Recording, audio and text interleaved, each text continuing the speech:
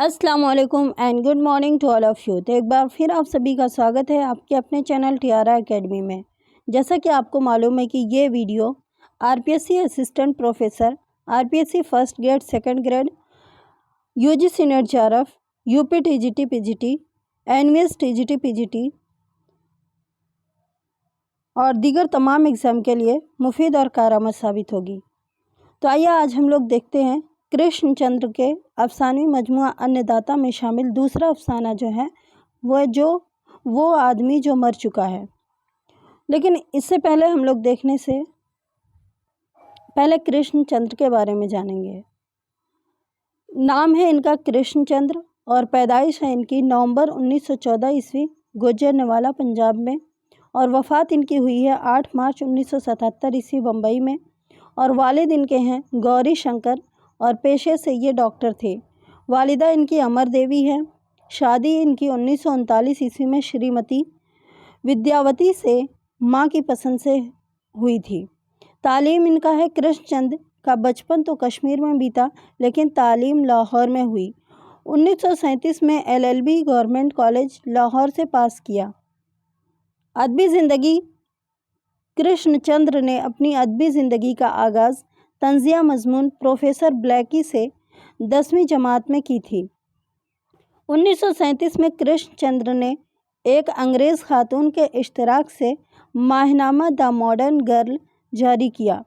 कृष्णचंद्र 1937 में ही all India radio Lahore में programme assistant मुकर्रर हुए। कृष्णचंद्र 1938 में तरक्की पसंद मुसन्निफ़ीन पंजाब के सेक्रेटरी मुकर्रर हुए और 1944 में कृष्णचंद्र को देविका रानी ने मुंबई बुलाया था। 1945 में कृष्णचंद्र ने यादगार रिपोर्टाज पौधे लिखा है। 1953 में कृष्णचंद्र को तरक्की पसंद मुसन्निफ़ीन की दिल्ली कॉन्फ्रेंस के जनरल सेक्रेटरी मुकर्रर हुए।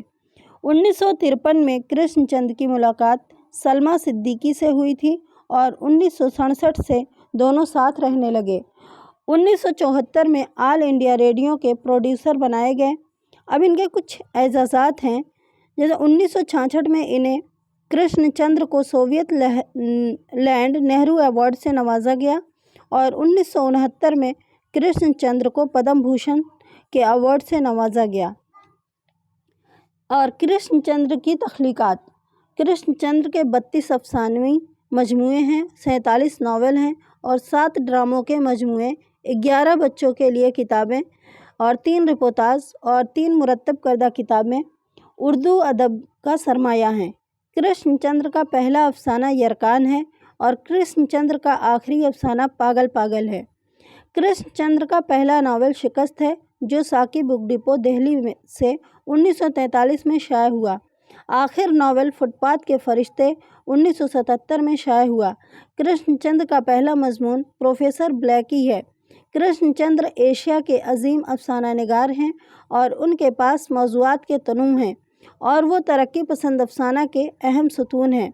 अब इनके कुछ अफसानवी मजमुआ हैं और उसमें शामिल अफसाने के बारे में हम लोग देखेंगे। जैसे कि हम वहशी हैं, मोस्ट इम्पॉर्टेंट है और ये 1948 ईस्वी में लिखा गया था। और इसमें जो अफसाने शामिल हैं वो हैं अंधे, लाल बाग, एक तवाइफ का ख़त, जैक्सन, अमृतसर आज़ादी से पहले, अमृतसर आज़ादी के बाद, पेशावर एक्सप्रेस, दूसरी मौत, दिल का चिराग, लाला घसीटा राम। अब अंधे के जो किरदार हैं वो है फ़तेह मोहम्मद, मलखन राय, लाला बांशी राम, पुष्पा, राम नारायण, पीर बख्श, रसीद भाई, याकूब, नूरा और आयशा। लाल बाग के किरदार हैं कमलाकर और राव, शंकर, शेदू, बोरकर और धोरत सिंह।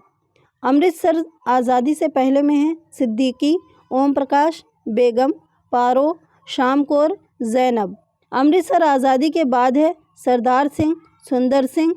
एक तवाइफ का ख़त में है बेला, बतूल, जिन्ना, नेहरू, रेहाना, मरजाना, गुलदरख्शा, सोसन, बेगम। और इस मजमूए में फसादात से मुताल्लिक़ अफसाने हैं और इसका दीबाचा अली सरदार जाफ़री ने लिखा है।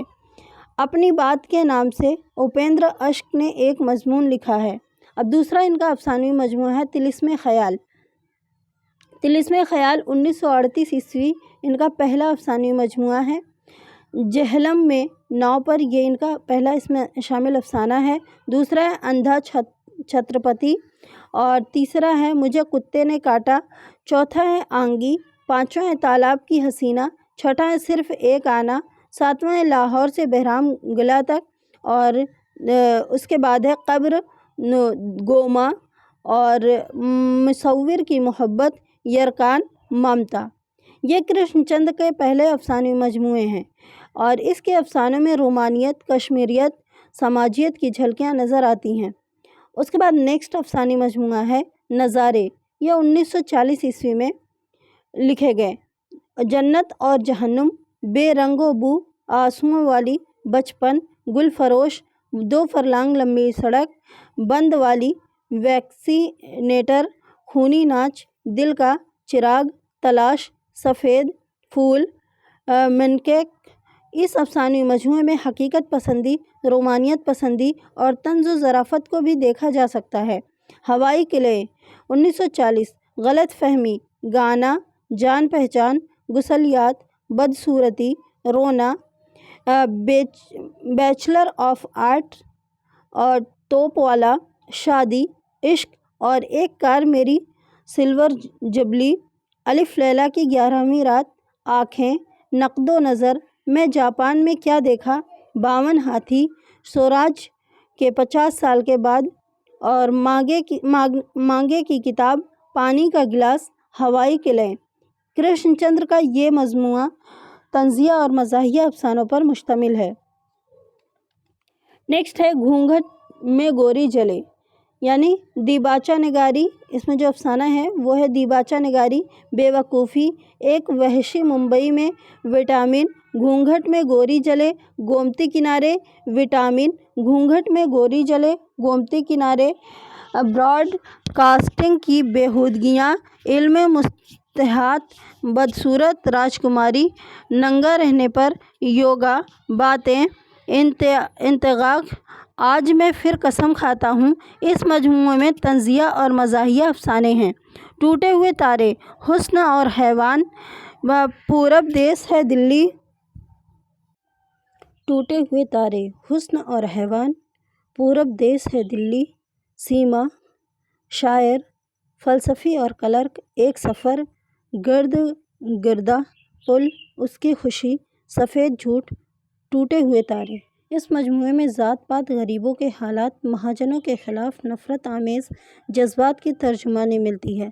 ज़िंदगी के मोड़ पर 1943, ज़िंदगी के मोड़ पर, गर्जन की एक शाम, बालकनी, ज़िंदगी के मोड़ पर, नगमे की मौत 1944, नुक्कड़, नगमे की मौत, भंडारे, शोले बेदर्द, तरंग, चिड़िया नई शलवार, परमात्मा, खुशी, हम सब गलीज़ हैं, सपनों के इशारे, जगन्नाथ, पुराने खुदा 1944, पुराने खुदा, चिड़िया का ग़ुलाम, मुस्बत और मुनफी, झील से पहले, झील के बाद, हादसे, गलाज़त, मुक़द्दस, पहली उड़ान, एक सुरीली तस्वीर, आता है याद मुझको, अन्नदाता। अन्नदाता में शामिल जो अफसाने हैं, अन्नदाता, मूवी, भगत राम, शमा के सामने, 3 गुंडे, पाल, गालीचा, एक एक्सरा लड़की, फांसी के साए, गुंडे, 3 और भूत। अब उसके बाद है इज्तना से आगे 1948, पूरे चांद की रात, खलल है दिमाग का, मगरबी घाट की सैर, मेरा बच्चा, इंजीनियर, फूल सुर्ख हैं, बुत जागते हैं, इज्तना से आगे, मरने वाले साथी की मुस्कुराहट, जानवर।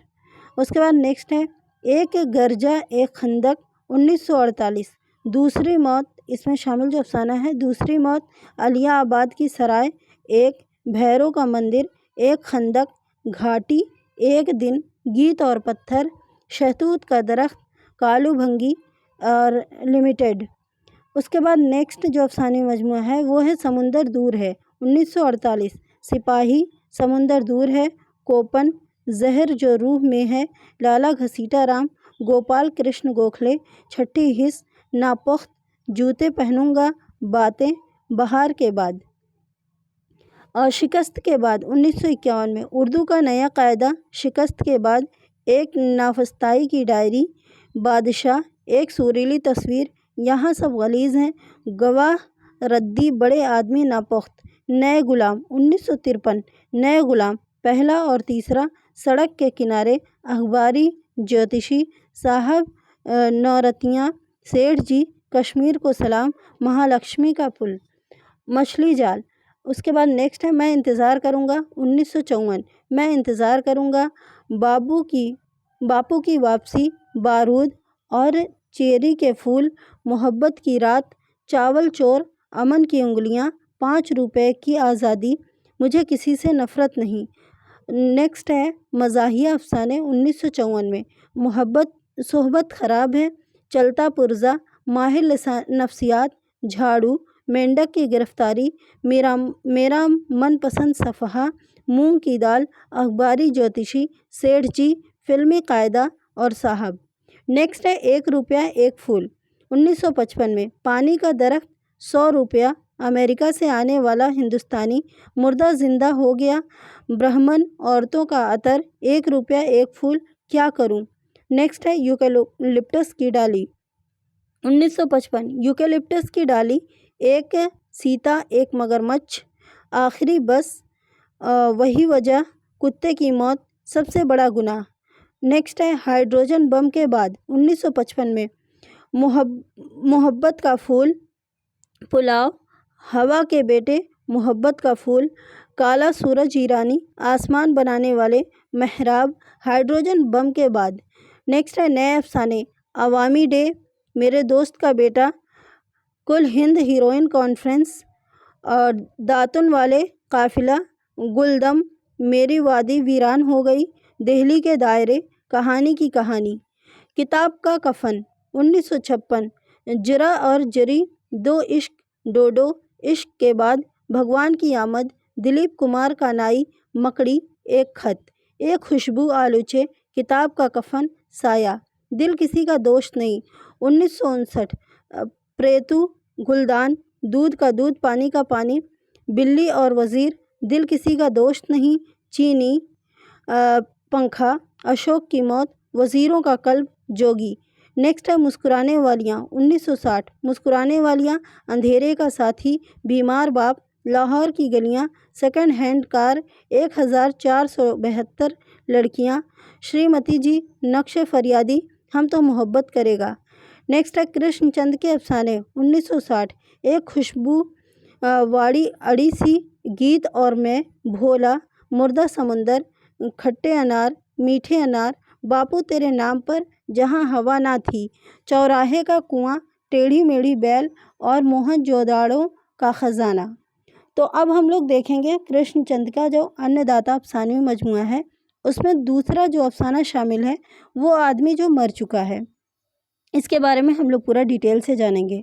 صبح ناشتہ پر جب اس نے اخبار کھولا تو اس نے بنگال کے فاقہ کشوں کی تصاویر دیکھی جو سڑکوں پر، درختوں کے نیچے، گلیوں میں، کھیتوں میں، بازاروں میں، گھروں میں ہزاروں کی تعداد میں مر رہے تھے۔ آملیٹ کھاتے کھاتے اس نے سوچا کہ ان غریبوں کے امداد کس طرح ممکن ہے۔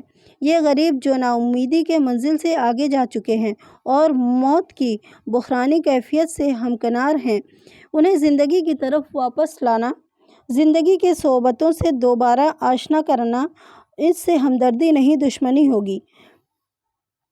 اس نے جلدی میں اخبار کا ورق الٹا اور توست پر مربع لگا کر کھانے لگا۔ توست نرم، گرم اور کرکرا تھا، اور مربے کی مٹھاس اور اس کی ہلکی سی ترشی نے اس کے ذائقہ کو اور بھی نکھار دیا تھا، جیسے غازے کا غبار عورت کے حسن کو نکھار دیتا ہے۔ ایک اسنیہا کا خیال آیا۔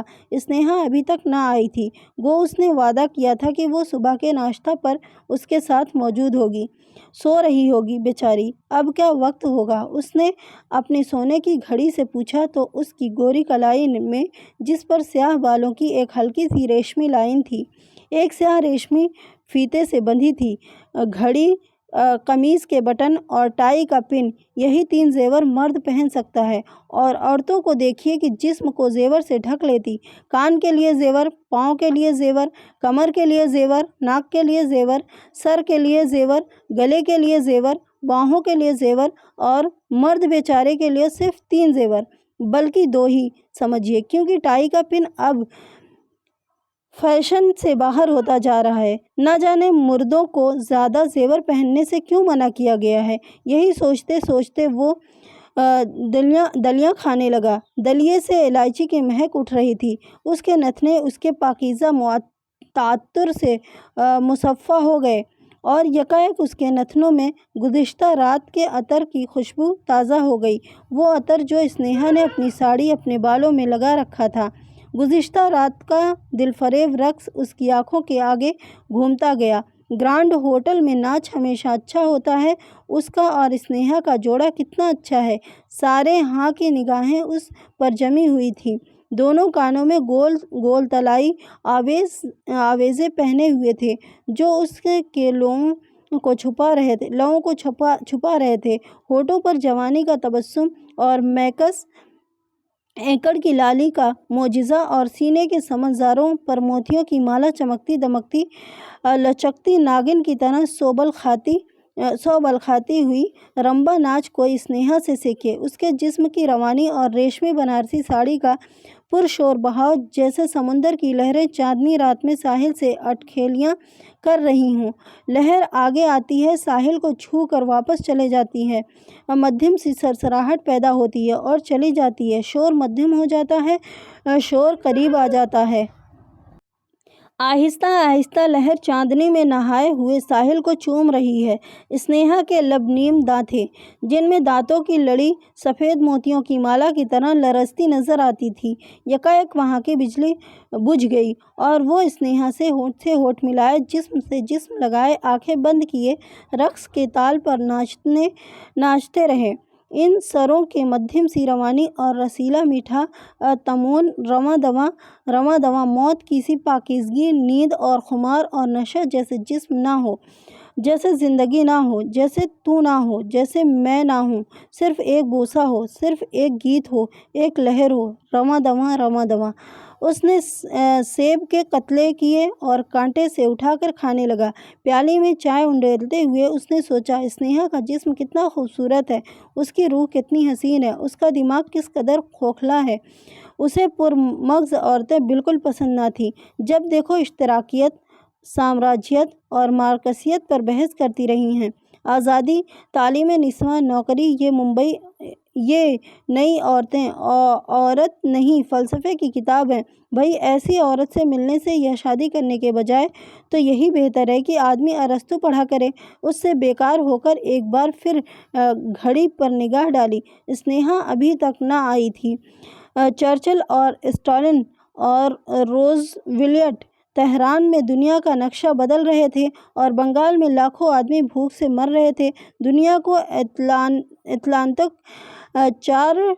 चार्टर दिया जा रहा था और बंगाल में चावल का एक दाना भी न था। उसे हिंदुस्तान की गुर्बत पर इतना तरस आया कि उसकी आंखों में आंसू भर आए। हम गरीब हैं, बेबस हैं, नादार हैं, मजबूर हैं। हमारे घर का वही हाल है जो मेरे मीर के घर का हाल था, जिसका जिक्र उन्होंने चौथी जमात में पढ़ा था और जो हर वक्त फरियाद करता रहता है, जिसकी दीवारें सीली सीली और गिरी हुई थीं और जिसकी छत हमेशा टपक कर रोती रहती थी। उसने सोचा, हिंदुस्तान भी हमेशा रोता रहता है। कभी रोटी नहीं मिलती, कभी कपड़ा नहीं मिलता, कभी बारिश नहीं होती, कभी वबा फैल जाती है। अब बंगाल के बेटियों को देखो, हड्डियों के ढांचे, आँखों में अबदी अफसुर्दगी, लबों पर भिखारी की सदा, रोटी चावल का एक दाना, यकायक चाय का घूंट उसे अपने हलक में तल्ख महसूस हुआ और उसने सोचा कि वो ज़रूर अपने हमवतनों की मदद करेगा।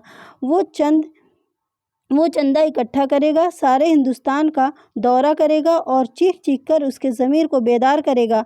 दौरा, जलसे, वॉलंटियर, चंदा, अनाज और ज़िंदगी की एक लहर मुल्क में इस सिरे से दूसरे सिरे तक फैल जाएगी। बरकी रो की तरह यकाएक उसने अपना नाम जली सुर्खियों में देखा।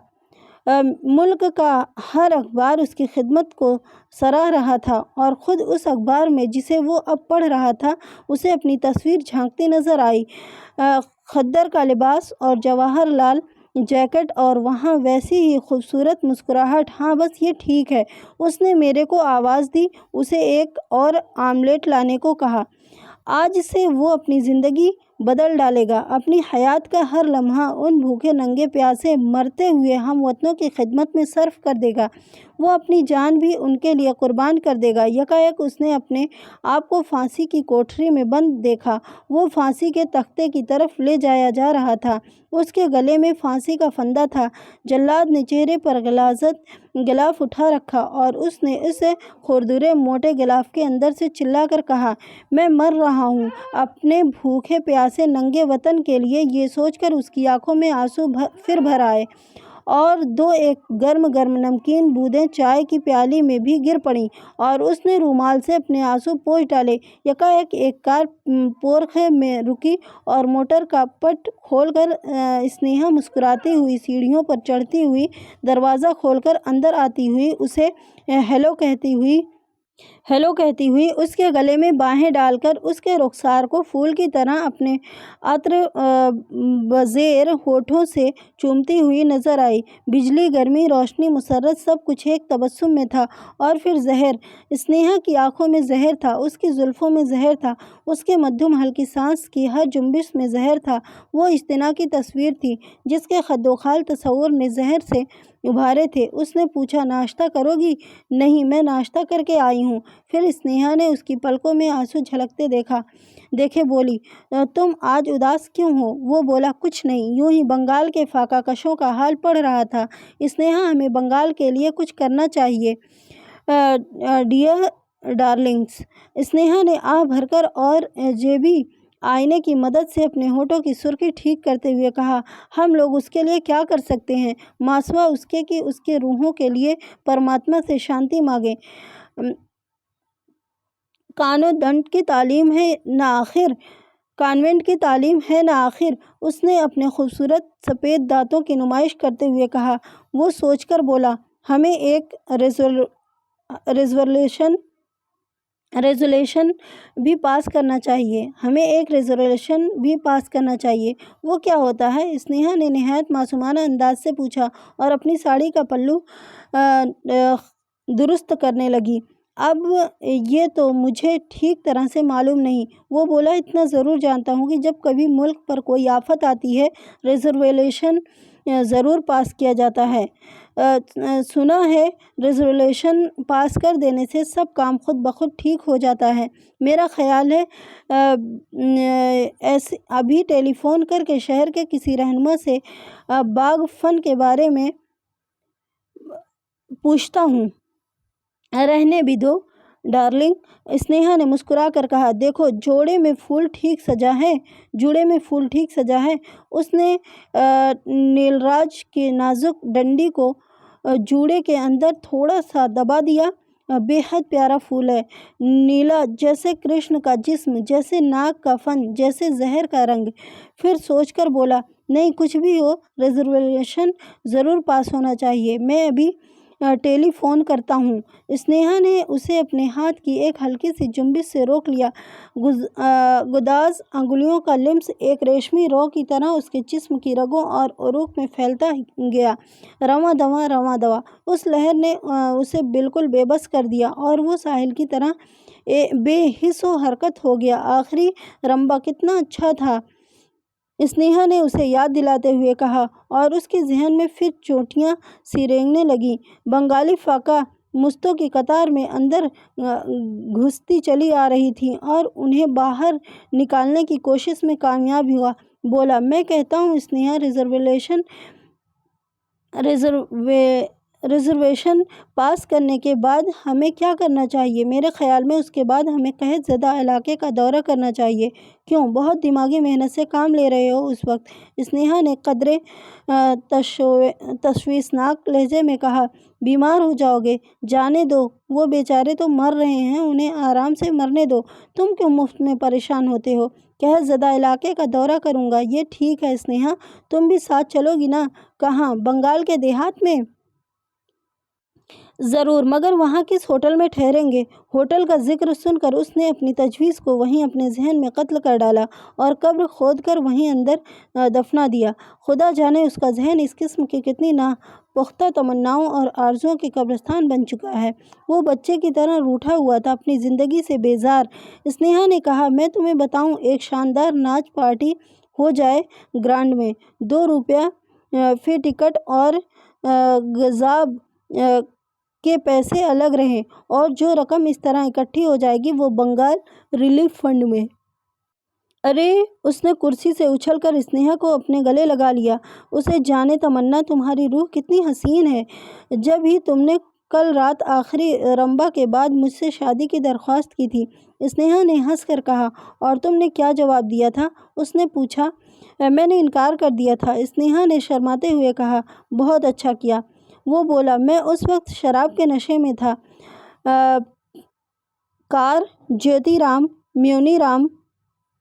پیونی رام بھوندومل تمباکو فروش کی دکان پر رکی۔ سامنے گرانڈ ہوٹل کی عمارت تھی، کسی مغلئی مقبرے کی طرح وسیع اور یہ شکوہ۔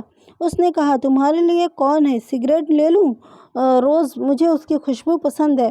اسنیہا نے کہا، امی 2 دن کھیتے پائی نی کے چھو کھیتے داؤ۔